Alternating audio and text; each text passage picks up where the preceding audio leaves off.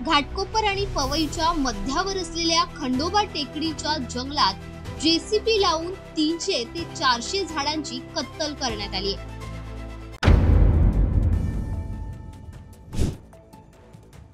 ही कत्तल एका प्रसिद्ध विकासकाने केल्याचे बोललं जात आहे।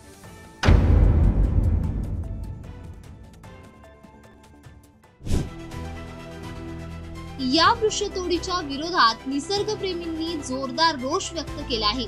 आज या ठिकाणी भाजप नेते किरीट सोमय्या यांनी जाऊन पाहणी केली।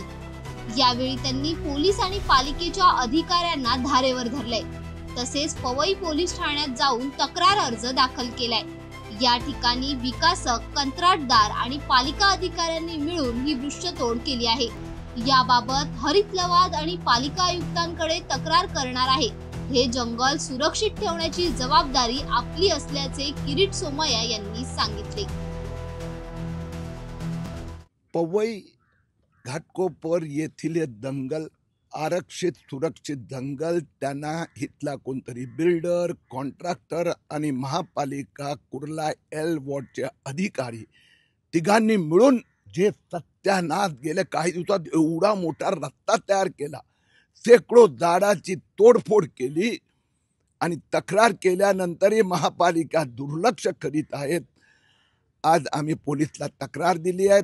पोलीस आणि अधिकाऱ्यांसमवेत या जागेची पाहणी केली आहे आणि आमचा प्रयत्न आहे की मी फॉरेस्ट कन्झर्वेटरशी, महापालिका आयुक्तांशी चर्चा करणार आणि हे ज्यांनी मुंबईचा जंगल, मग तो आरे कॉलनी असो, संजय गांधी राष्ट्रीय उद्यान असो की हे पवईचं हे जंगल, मुंबईचा प्राणवायू, यांच्यावर कारवाई होणार।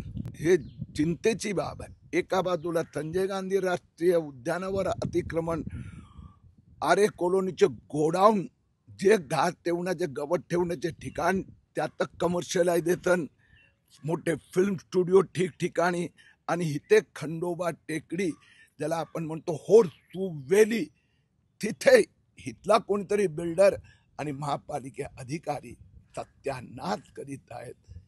हे जंगल सुरक्षित ठेवण्याची जबाबदारी आमची आहे। मी पोलीस आलेले आहेत, त्यांना सांगितलं याच्यावर गुन्हा दाखल करा, चौकशी होणार, जे कोणी असेल त्यांच्यावर कारवाई होणार आणि यापुढे कोणताही कॉन्ट्रॅक्टर, जेसीबी किंवा माणूस आला तर तो काही वर्ष पोलीस स्टेशनचा बाहेर जाणार नाही, त्याची आम्ही दक्षता घेऊ।